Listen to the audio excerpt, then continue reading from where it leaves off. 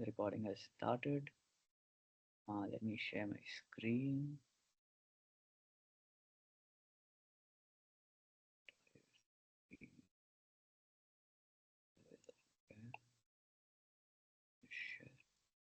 Turn off my camera because otherwise, like sharing screen, turning like camera on, like a lot of bandwidth would be used. So I'll just go ahead.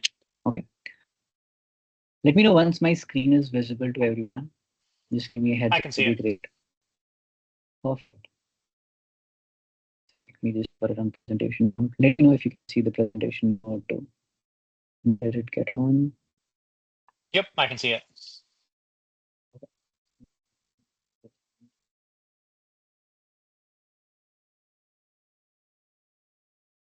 Okay. So, good morning. Sorry, no, not good morning. Actually, good evening, everyone. Like, whatever time of the day is it?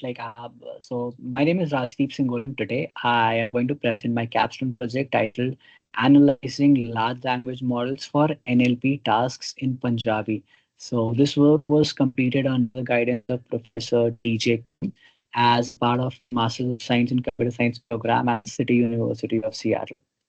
Okay, so the agenda, here's the agenda for today. So I'll start off with the problem statement, motivation, followed by background and the related work. Then I'll walk through my approach, the system design, and the implementation.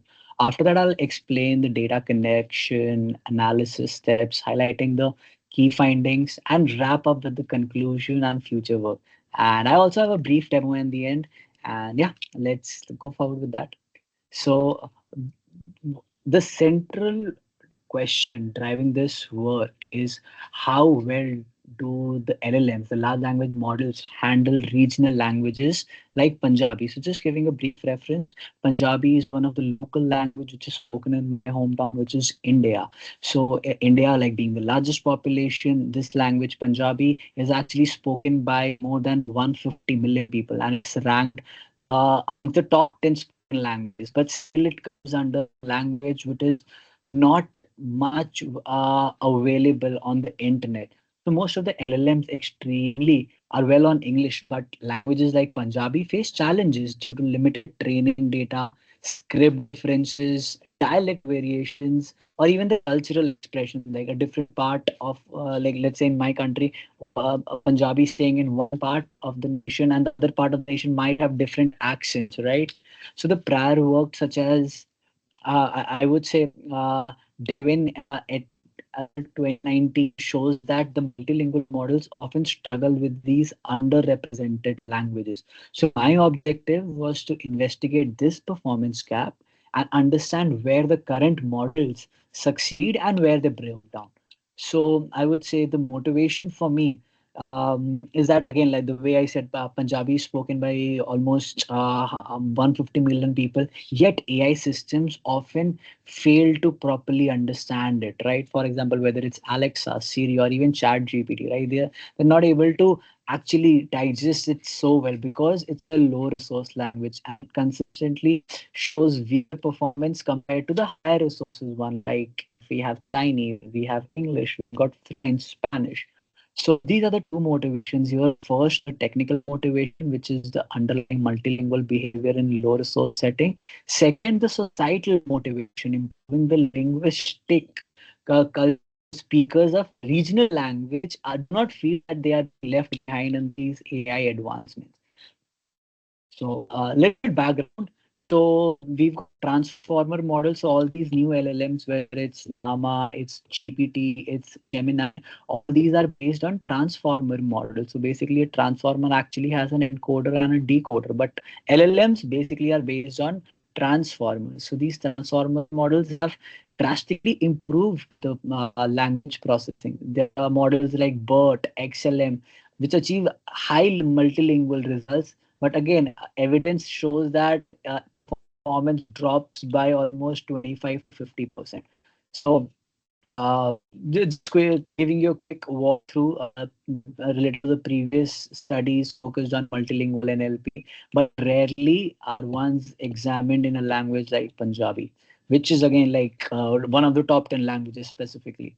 So the paper by Delvin et al. Introduced MBERT And then we've got XLMR introduced by one of the paper by Conio. And then we saw basically we had a T5 model, and when it became the multi-level version of it, then ZU et al. Had created a MT5 model. So these models show strong multilingual performance, but also highlight the inconsistency across languages, right? So there is a very limited research focused on these regional languages. So, coming to my approach, okay. So to address this problem, I compared three multi-level models. MBERT again, BERT is the normal translating model, and M is when it's made specifically and fine-tuned for multilingual things. So basically, there are two steps which can actually come into picture. A, which is the SFT, this supervised fine-tuning, and the other one is RLHF, which is reinforcement learning by human feedback. So the approach basically involves collection of data sets. I used platforms like Oscar, Kaggle, and the Punjabi news sources.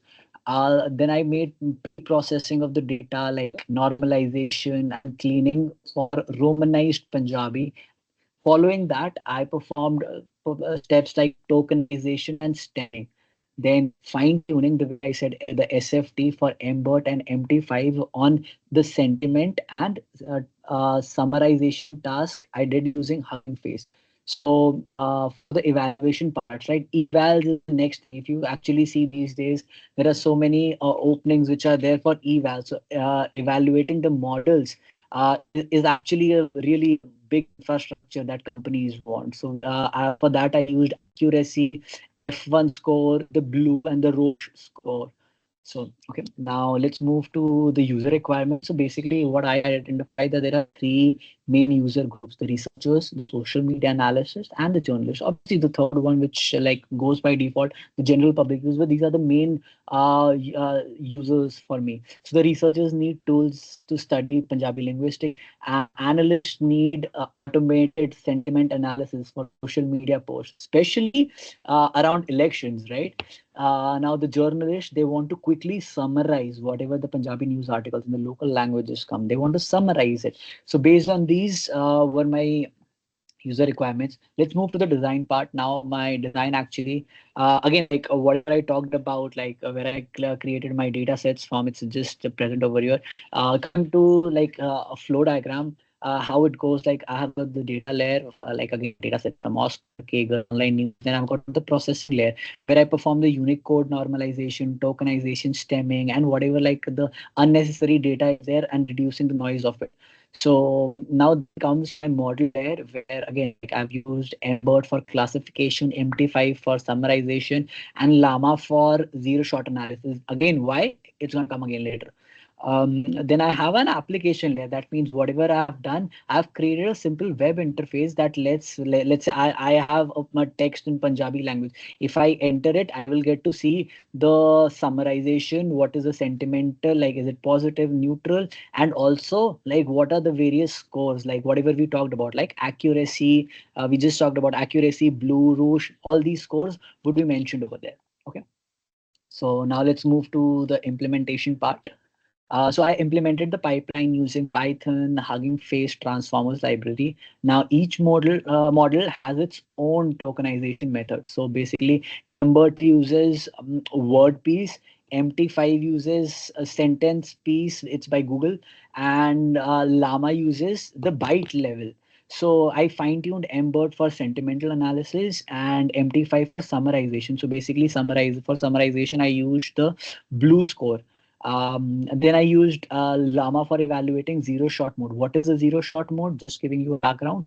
So zero shot mode basically means something which is never seen by the model. That means there are no similar examples given to the model. I'm not saying like giving the exact example previously being fed, nothing similar was given. So that's called a zero shot. That means no example is given.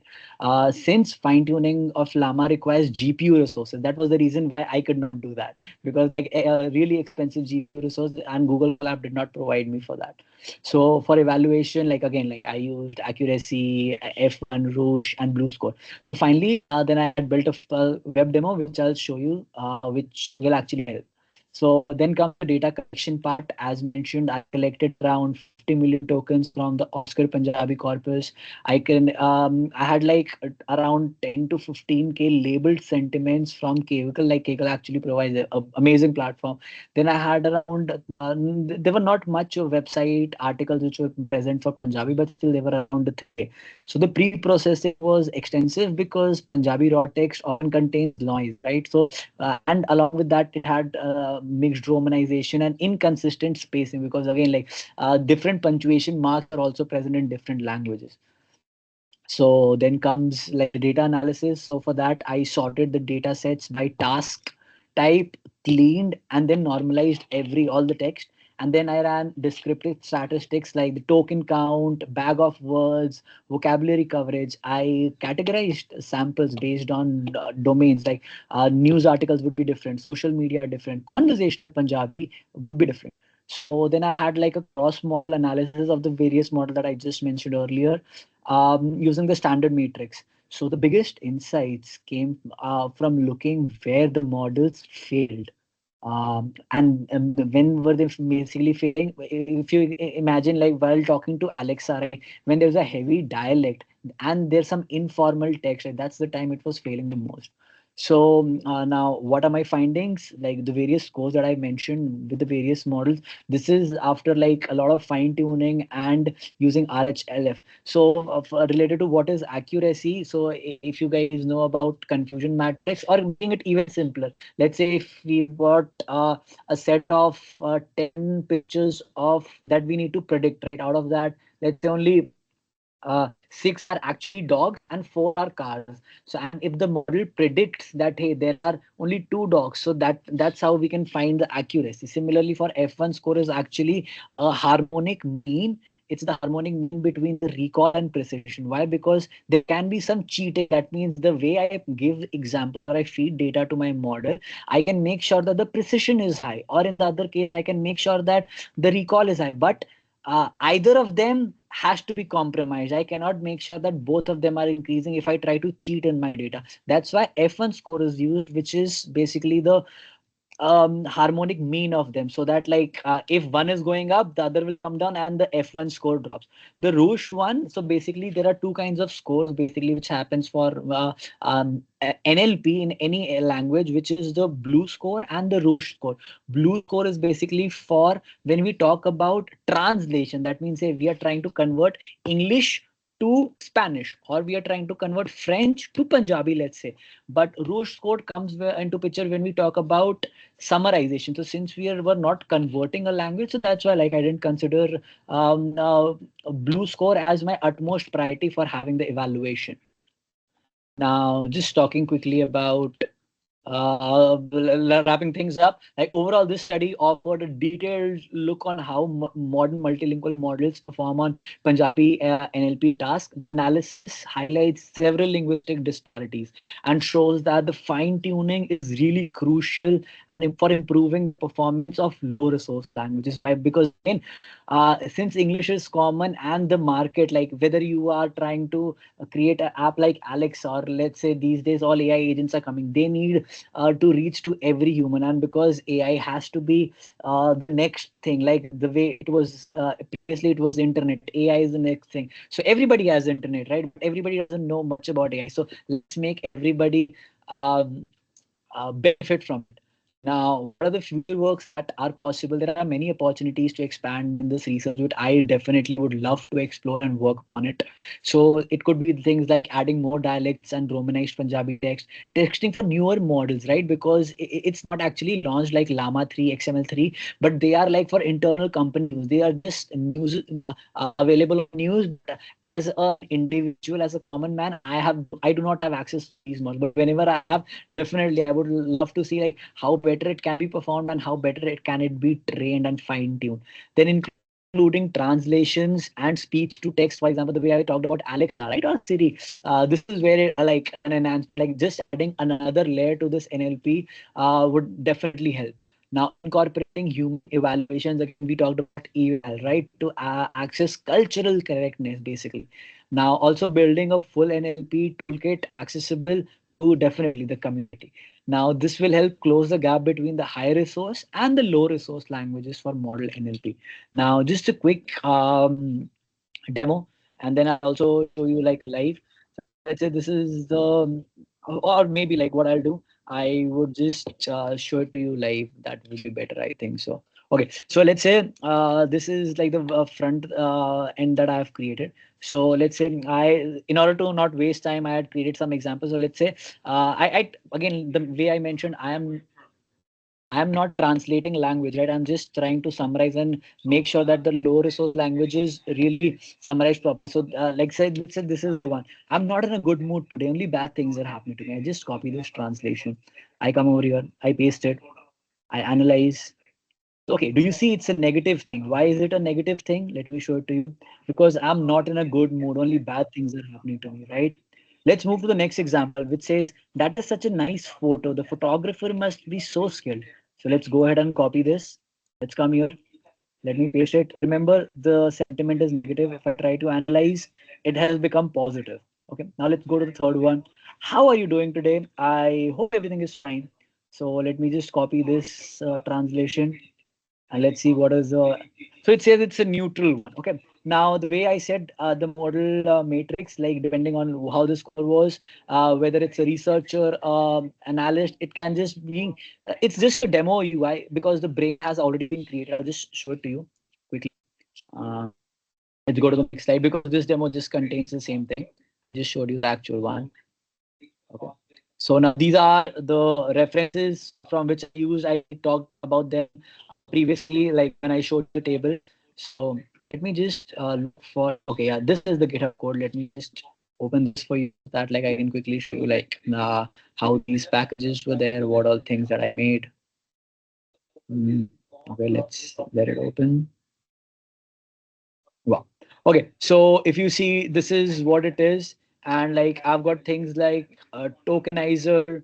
You can see the way I talked about lemon. There are the different data sets. All these classification I had to do. I had to provide the data set the way I said. So yeah, this is like you can go ahead. Like the link would be available for you guys to access definitely. So yeah, this was pretty much it with the references. And if you guys have any questions, I would love to answer it. Oh, hi, Rajiv. This is Hello, Jet. Jeff. Yeah. Hey, a Yeah. great presentation. This is actually an area of interest for me. So, um, so was the main purpose of your project to do the sentiment analysis, or were there other things that were part of your project? Okay, so answering that question, the NLP for low resource languages that actually were happening like in a very amazing pace prior to our LLMs. The moment LLMs came into picture, right? Most of the things are being you can say outsourced, like and being dependent on LLMs. But again, since we know that and a model would perform. It has like world's knowledge. It is like has a general purpose knowledge, but in order to be specialized, it needs to be fed with data. It is something like what people are doing with things like RAG, right? They're trying to feed it as much data as possible. And a prior thing to that, RAG is used like during it's like a real time thing, like real time things are being fed to the LLM. But over here, before the LLM is actually into production, we are trying to fine tune and make it give a like reward. Like when I did you the RLHF, right? Like the human feedback, LM was returning me two responses, and I was giving like a heads up because I created the golden data set. I knew that hey, this is correct and this is not correct, and like I had to do that multiple times, like almost for I guess 80 things. After 80 was a decent number, after which when I was realizing that the scores were increasing. Like this is the matrix. Honestly, like I could have gone through the code for you guys, but like I assume like giving the presentations, I like things were recorded. But again, yeah, you are welcome to go through the entire GitHub codes.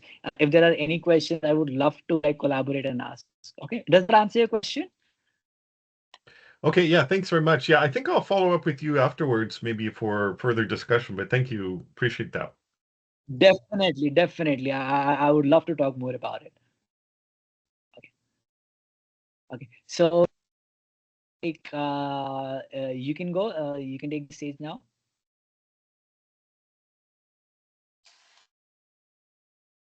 Okay. Thank you.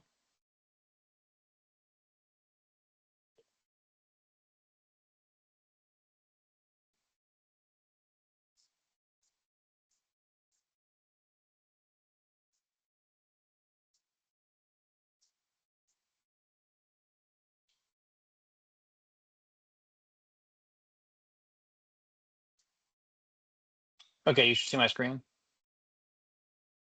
Yeah, it's visible. Okay.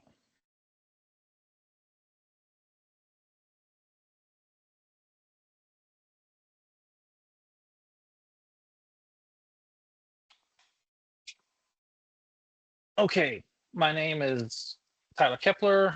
I'm going to be presenting the automated open source provenance analyzer for CS687. So the agenda, go through the problem statement, motivation, background, related works, approach. I'll take you through the design and then how I implemented it. We'll go over the data collection, which I thought was the hardest piece, the data analysis, the findings, and then conclusions, future work. And then I have a demo that I can show at the end of the slide deck. So the problem statement is, how can organizations gain visibility into the geographic and organizational origins of the software they're using? And I'm mainly applying this to open source software. And this is really stemming from a supply chain security issue that is going to continue to get harder, I guess, to protect against as more and more software uses open source pieces in it. And under the motivation, you can see open source software is in over 70% of enterprise systems. So even software that you're paying for use extremely common open source libraries. And when attacks happen across those supply chain attacks against NPM, SolarWinds, Log4Shell, it causes massive outages and cost. So I don't know if anyone's familiar. It was a month or two ago, NPM. There's a massive supply chain attack against really popular NPM libraries. Huge pain for me at my job. I had to go write scripts in all of our pipelines to go scrape for affected versions as they kept coming out. It was exciting times. And then the government has realized this, and we have executive orders and NIST guidelines in place that emphasize that we need to trace the origins of our software to make sure that we're going to deliver secure pieces. So I was creating a tool that you could implement in your software development lifecycles that can use AI to detect and manage those OSS risks. So AI is artificial intelligence. I'm going to go through this pretty quick because I think everyone on the phone call understands these things, which is machines just performing tasks. Machine learning are just algorithms that enable computers to automatically grab patterns. And then GitHub is what I use to source all of the contributor information from. And then Python is just the language that I implemented everything in. And then the key Python libraries I use were GitPython, scikit-learn, XGBoost, which is just a gradient boosting library. We had a lot of features set, so it really improved the training. And then pandas and NumPy. Some related work. So walks, analyze the global distribution of contributors to open source software projects. I took a lot of what they did and applied it to what I was trying to do. They weren't looking for risk scores. They were just looking at the global distribution of the contributors. And so they use social and collaboration network analysis, geospatial analysis, and then they plotted those results. And then they used Python, GitHub, Google Maps, and SciPy. They had no use of AI or machine learning, but they were tracking the provenance or location of the contributors. Tambury was discovering patterns in open source software, so they weren't looking for location of people. They were just seeing the patterns among communities and how many, or really how few contributors really control or maintain a lot of the most common open source libraries.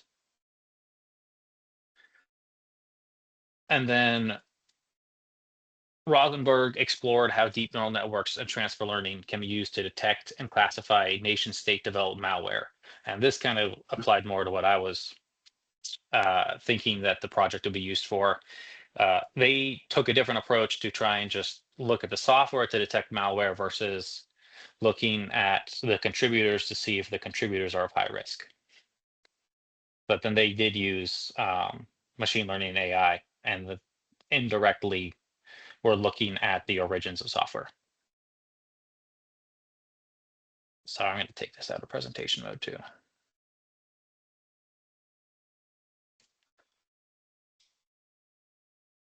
Approach. So develop an application that shall take an SBOM. And if you're not familiar with an SBOM is, SBOM stands for Software Bill of Materials. And it's just a common schema or spec way to list all of your open source dependencies in a piece of software. So we read that as input. We produce a list of contributors that are associated with that SBOM and then give a risk score per contributor. I then performed manual analysis of different results selected to see if the model was performing as well as it said it did. And I'll get into, again, why I thought the data collection was the hardest part when we get to the data collection section. So the design, just a data flow diagram, pretty simple. Take an SBOM in, we scrape the GitHub URLs out of that. We query GitHub for the contributors. We then go and grab all the public information available on their GitHub. And then we use that to create a feature set to model risk and then plot results. And then a similar thing to implementation, this just lists the script names that are used. So on the SBOM ingest, we verify that it's actually adhering to the cyclone.dx spec before we read it in and try to parse it. We create a Python dictionary out of that, and then we continually add to that Python dictionary as we gather more information with the retrieve users, and then predicting foreign contributors takes all the information that we got from GitHub and then runs a simple logistic regression model to try and pull out any obvious flags, and then we pass that information on to the trained model .py, which uses sklearn and XGBoost to train an XGBoost or a random forest model. And then we plot the results that we predicted. So data collection. I did use real publicly available SBOMs. That part is easy. They're available. You can either make them yourself on your computer just by grabbing the software and running it through the cyclone.dx tool or grabbing them from an online source. The hard part was we don't have labeled data. So there's no truth in those SBOMs, right? When you query a GitHub URL or a GitHub user, they might have the location field entered in there, and they could be lying about the location they did put in there. So getting a ground truth set of data to train with was the hardest part, which is why we really use semi-supervised learning, and then I spot check the results of those to see if it seemed reasonable by going across the user's entire online space, so Twitter, Facebook, LinkedIn, etc., to see if the locations matched up and to what we were predicting. And then there's a JSON schema that we output, and so all of the data through each stage is updated for per repository, per SBOM, and then that's all saved in the schema, and then we also output plots.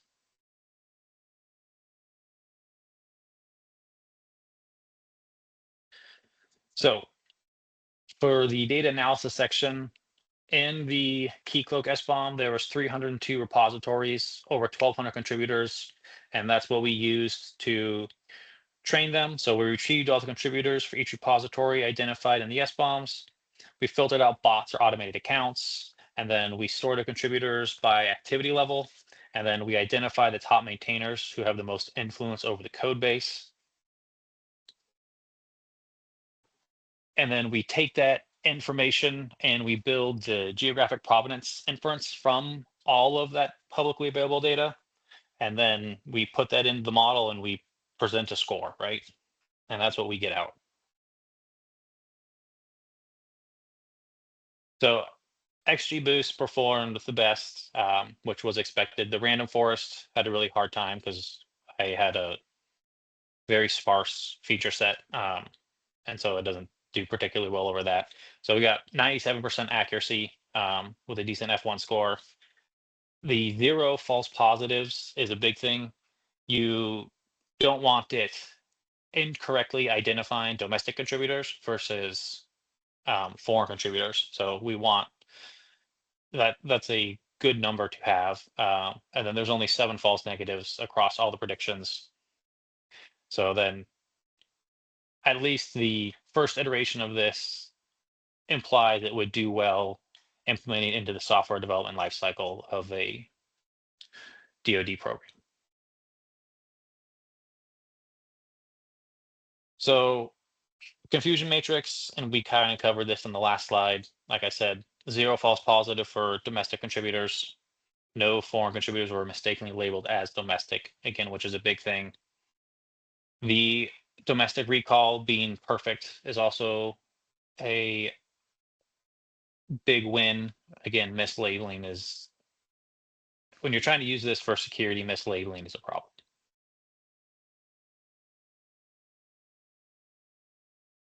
This, I think, is one of my favorite outputs that we can create with all the metadata that we scrape out. And this will take and plot the it's a heat map of the most active users across all the different repositories for that SBOM and where their locations are. So, the bigger the circle, the larger or the more contributors you have for that SBOM there.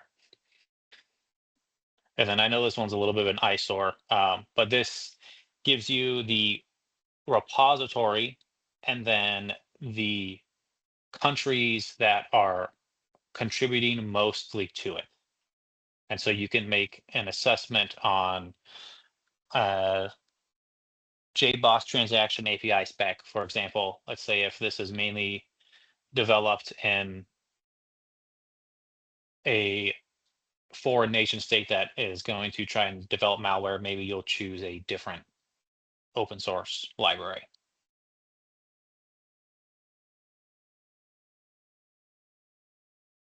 So the tool demonstrates that machine learning can infer contributor provenance with strong performance. We validated the results and, well, to some extent, using contributor activity, metadata patterns, and then you can use these to make meaningful decisions against your supply chain risk for the open source libraries you're using. The findings that I came out with in my paper align with the existing research, which shows geographic clustering of things. And you'll notice that, especially in common or a collection of frequently used libraries that go together. They're generally maintained by a few people, and so you can see the clustering of them. And then one of the concerns I had was the ability for the model to generalize, just because what we trained it on is not considered a large amount of data at all. It's rather small, and it's very time consuming to try and manually research all of the users. As you saw, there was over 1,200 in the one SBOM. So future work, expand the feature engineering. It would be nice to add some more indicators. So like, did the account recently get created? Is it having irregular commit patterns from its normal commit activity? Are there sudden spikes? And then improve the training data. Again, if we got larger, more accurately labeled data set to improve the generalization would be a big thing. Or look at improving the semi-supervised learning I have now and try to make that better. It would also be cool to develop a web front end that you could plot and see the different things in a much more interactive way. Right now, I'm just using matplotlib to plot a few things. And then embedding this into a software development lifecycle, like in the CI/CD system, like dependency track is nowadays, where you can upload an SBOM to it and it looks for open vulnerabilities. You could do a similar thing where you upload the SBOM to it and this analyzes it and then produces a dashboard for you.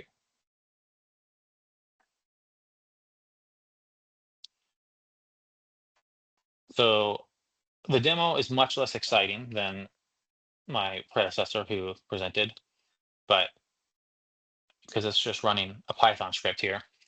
But this is using the model to predict the results or predict the contributors against Proton Bridge, which was a random open source library SBOM that I grabbed off of.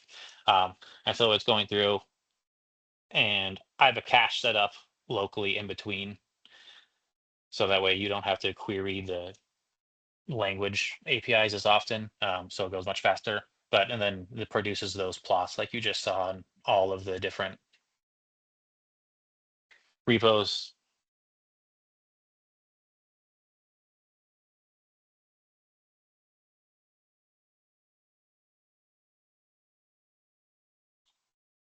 Any questions?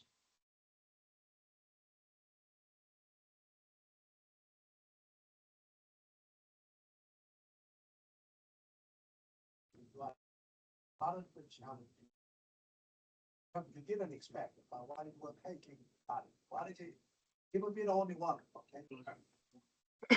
Does anyone have any question for Tyler, Jeff, Sukhmani?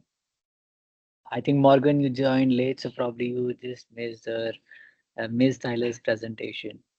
So, any questions for Tyler? Because Oh, hey, I'm super excited, and like whatever matrix you showed, whatever process you followed, even I had something similar involved in my project. So yeah, like I could really follow along. Oh, hi, Tyler. It's Jeff. Great presentation. I think you may have addressed this earlier, but I just wanted to review that real quick. Um, so I know your script, you try to determine the origin of the repo. Did you compare that to a database, or I think you maybe mentioned something in some LinkedIn or something where to kind of give it um, some evidence that that person, whoever was stating their location, there was some truth to that? Does that make Yeah, sense? so Mhm. it's not so much as finding the location of the Git repo, it's the location of the contributors of that Git repo. And so I use the simple logistic regression model to what I consider to create truth labels. And so if people who had their location in their GitHub profile and their commit activity matched that time zone, I considered as good. And then I went and spot checked, I don't know, 50 or so of them, and they all were correct. And so that's what I used to train the XGB Boost model against. Oh, okay. Oh, that makes sense. Great. Thank you. That's very helpful. Appreciate that.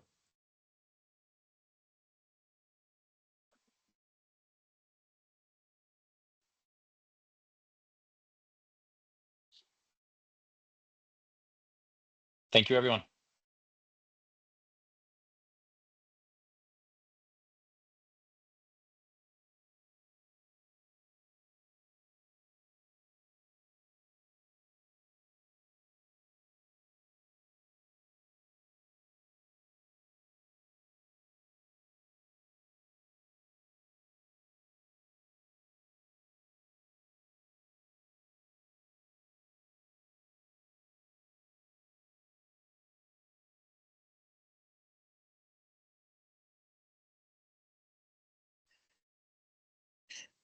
Hello. So I'll be playing the third candidate's presentation. So she won't be able to be present in the chair today, but she has sent a presentation. I'll be just playing. Let me know if you can hear her voice. If not, I'll try to see for an alternative.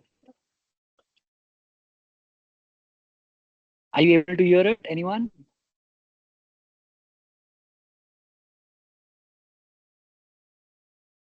No.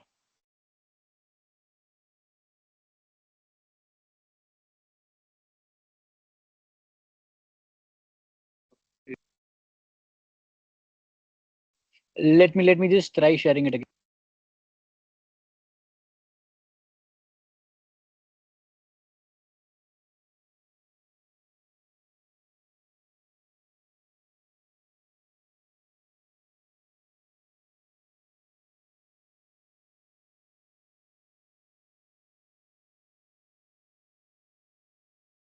Natural language processing. Hi, my name is Sandra Nguyen. Today I'll be presenting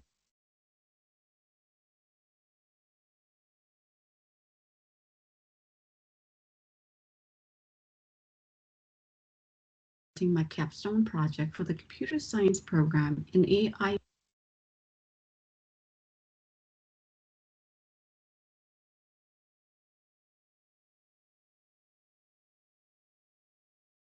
powered mental health chatbot using natural language processing.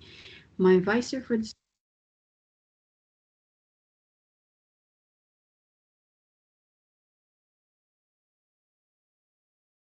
project is Professor Taejin Kim. Here's a quick overview of what I'll be covering chatbot using natural language.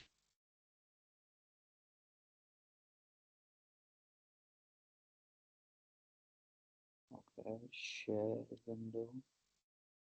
Also share audio. Also share tab audio.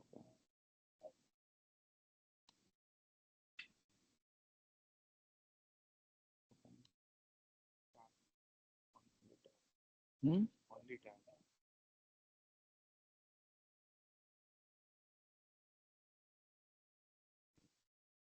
Processing. My advisor for this project is Professor Taejin Kim. Here's a quick overview of what I'll be covering today. I'll start with the problem statement and the motivations behind the project. Then I'll walk through the background and related work that informed my approach. I'll then explain the methodology, including the system design and implementations. I'll go over how I collect and analyze the data, followed by the key findings. From there, I'll move into the conclusions and future work. I'll also show a short demo of the chatbot in action. At the end, I'll share key references and open the floor for any questions. Problem statement. The core problem I'm addressing is the growing need for accessible mental health support, especially during times when individuals may not have immediate access to help. Many existing chatbots lack emotional awareness, crisis detections, and personalized support. My goal was to build a system that can understand user emotions, respond empathetically, and identifies crisis-related messages. I was motivated by the growing need for mental health support that is available anytime without barriers. Many people feel hesitant or unable to seek help. So I wanted to explore how AI could provide a supportive, safe, and judgment-free environment. One of the main motivations behind this project is the global rise in mental health challenges, which continue to affect millions of people. Reports from organizations like the World Health Organization shows that demand for mental health support keeps increasing. At the same time, many individuals avoid or delay seeking treatments because of stigma, financial costs, or limited access to care. These barriers prevent people from receiving support when they need it most. Because of this, I wanted to explore technology, specifically an emotional aware and technically designed chatbot can offer accessible support, especially for those who may not be ready or able to seek traditional help. When building the chatbot, I relied on several modern tools and concepts that form the foundations of how it works. Let's go over some of the background technologies that were used. Streamlit, a web framework used for machine learning and data science. With Streamlit, I could build a clean and interactive chat interface quickly. OpenAI, a service that allows developers to integrate advanced AI language models into their applications. The GPT enables the system to understand user input and generate human-like context-aware responses. Natural language processing is the area of artificial intelligence focused on enabling computers to understand, interpret, and generate human language. It provides the core foundations for the chatbot's ability to recognize emotions, analyze messages, and generate appropriate responses. Transformer, or deep learning architectures that revolutionize natural language processing. Their self-attention mechanism allow the chatbot to pick up subtle emotions cues. Lastly, Hugging Face, a platform that provides a large collections of pre-trained models. By leveraging Hugging Face, I was able to integrate pre-trained emotion classifications model rather than starting from scratch. This speeds up the development and improves reliability. In reviewing the existing research, I looked at 3 key studies that helped shape the direction of my project. The first study, by Abdur et al. 2025, focuses on AI chatbots designed specifically for mental health support. The model uses an N-word approach combined with the NRC emotion lexicon to identify emotions in real-time chat conversations with accuracies around 91.53%. The second study by Chopra et al. 2024 explores emotional intelligence and empathy in AI-driven conversational systems. They use BERT and Robota's models enhanced with a PSO optimizations technique to analyze mental health data from Kaggle. Their extremely high accuracies, around 99.6%, shows the strength of transformer-based emotion models. The third study by Swetha et al. 2025 focuses on building chatbots using natural language processing and neural networks for general communication tasks. Their framework uses long short-term memory with natural language toolkits to recognize emotions in text. Although their evaluation metrics were not clearly defined, the study provides useful insights into early neural network approaches and how modern transformer models improve upon them. Overall, these studies demonstrate a progression from traditional neural networks towards more advanced transformer-based approaches, which ultimately inspired the technical design choices in my project. My approach was to create the chatbot interface with Streamlit so users can interact easily in a clean web UI. Next, I used Python to manage the chat sessions and run the emotions and crisis detections modules. This allows the system to understand how the user is feeling in real time. Finally, I generate the OpenAI GPT API to generate natural, empathetic responses, giving the chatbot more depth and making conversations feel more human-like. This is the design flow. The system has 3 main components: the user interface, the Python backend, and the OpenAI. Looking at the diagram, let's start at the left column in the middle where you can locate the user starting point.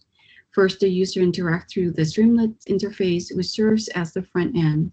When the user sends a message, it passes to the Python backend, which is responsible for all the core processing. This is where the message is analyzed for emotion and potential crisis indicator before being sent to the OpenAI.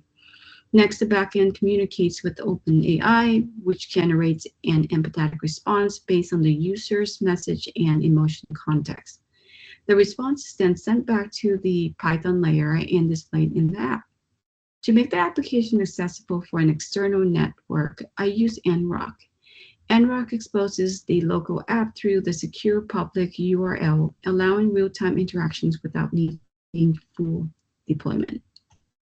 Overall, the design keeps the architecture lightweight, modular, and easy to maintain. Each component has a clear role. Streamlit handles the UI, Python manages the logic, and the OpenAI provides the intelligence behind the chatbot. For this project, I implemented the chatbot using Streamlit to display inputs and responses in real time without needing a complex front-end framework. For the backend, Python was used to handle all the logic, such as processing incoming text, sending it through the classifier, choosing the appropriate response mode, and generate the final reply. I used BERT-based Go emotions model to help predict multiple possibility emotions for each message. Go emotions model outputs probabilities, and I select the highest confidence label to guide the chatbot's response. The key safety feature in the chatbot is the crisis mode. Crisis mode triggers when high-risk phrases appear, shifting the chatbot from normal conversations to support responses and direct users to the 988 lifeline. For general conversations, the chatbot uses the OpenAI GPT-4o mini models to generate empathetic, context-aware responses based on the detected emotion. This creates more natural and supportive interactions. Second to last, I added session tracking so the chatbot can keep context for coherent responses, and the chat logs were stored for future analysis. To make the application accessible from outside my local machine, especially for demonstrations and real device testing, I use NRock. NRock creates a secure tunnels from my local Streamlit service to a public URL. Here is a small samples of data collected from using the chatbot. After collecting the data from the chat logs, I analyzed how well the emotions classifications model performed across all emotion categories. The model reached inaccuracies of about 82%, which shows that it is generally reliable at predicting the right emotion label. I found particularly strong results in high-frequency categories like neutral, curiosity, disapproval, and crisis, where the model achieves perfect or near-perfect precision and recall.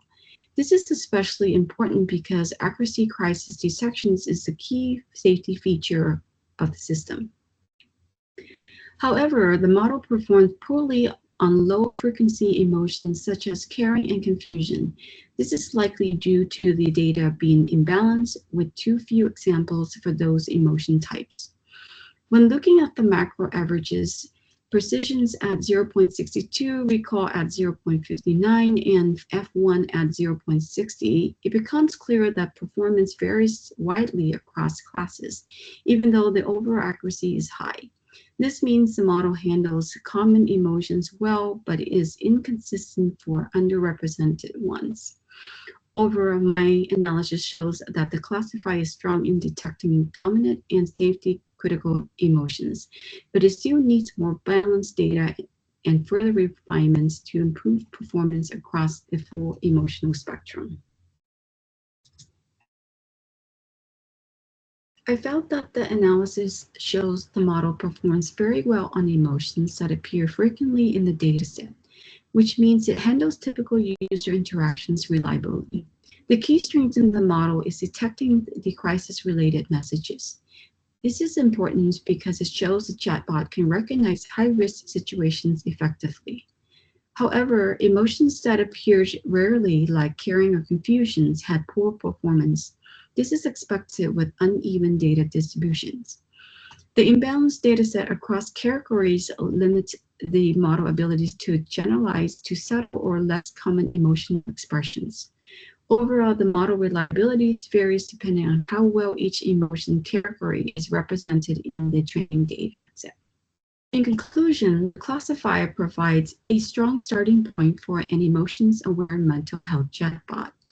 It performs particularly well where it matters most, common emotions and crisis detections, making it a promising foundation. However, it still struggles with subtle, low-frequency emotions, which limits how nuisance and responsive the chatbot can be. To address this, the next steps include expanding and balancing the dataset, followed by further fine-tuning to strengthen overall accuracy. With continued refinement, the chatbot can evolve into a more accurate and trustworthy support tools for users. For future work, first I would like to strengthen crisis detections by going beyond simple keywords triggers. My goal is to incorporate deeper context, tone changes, and multiple turn patterns so the system can identify risks more accurately. Second, the dataset needs to be more balanced, especially for subtle or overlapping emotions. Improving the distributions and quality of the data will help the model perform better across all emotional categories, not just the most common ones. Lastly, focus on enhancing the user experience by improving long context tracking and making responses more adaptive. I also want to explore integrating wellness support features to better assist users in emotional sensitive situations. Here's the chatbot demo. Please note that I kept both the bot and the AI responses for comparison purposes. Incorporating the OpenAI logic helps the chatbot to generate human-like responses while the bot randomly picks one of the preset responses from the emotion category dictionaries. Here, I'm also testing the crisis mode for accuracy. I am using a friend as an example to give it a full crisis. I'm using phrases like hurt herself and in later example, commit suicide, indicate potential harm to watch the chatbot performance.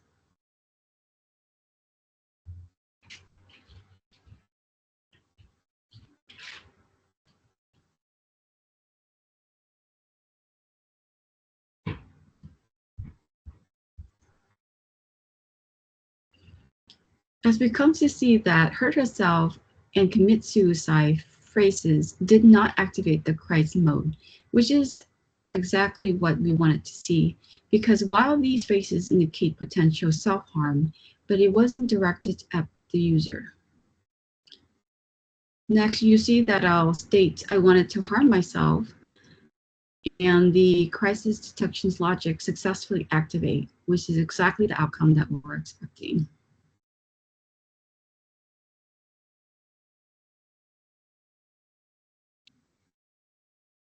This shows that the chatbot is able to accurately detect a true crisis when it occurs and suggests the user to contact the 988 crisis lifeline. This wraps up my chatbot demo. Here are some of the key references that I used for my research. This wraps up my presentations, and I want to thank everyone for listening. Please let me know if you have any questions. Thank you. So we are done with the presentation, Jeff. Apparently, she's not there to answer a couple of questions which I had for her. Nevertheless, so thank you so much, Jeff, for your entire time. So probably I think since we are done, we can move forward to the main room where probably let's see what are the rest of the things going on. Okay. And Okay, thank you so thanks. much for your time. Thanks very much. Yeah, appreciate it. It was very Do good. you happen to be in Seattle? Do you come to the campus anytime? Would love to meet you in person Yeah, someday. I'm actually in California in the Bay Area, so Okay, no worries. If you ever come to Seattle, do let me know. Would I love to have a yeah, coffee I chat do with you. occasionally. I still have family up there, so Oh, I will wow, definitely exchange information with you and definitely. love to learn more because my idea about my project is very similar to yours, but different languages. So it might be really Oh, interesting to great. learn more from you. Oh, definitely. Like it's just about sharing and growing. That's all we can do, right? Yeah, it's great. I love it. So oh, Great. thanks again. Okay, Thanks again, Ravi. l- Okay, take yeah. care. Bye bye. Let's move to the main hall. Okay. Thank you so much, Jeff. Bye.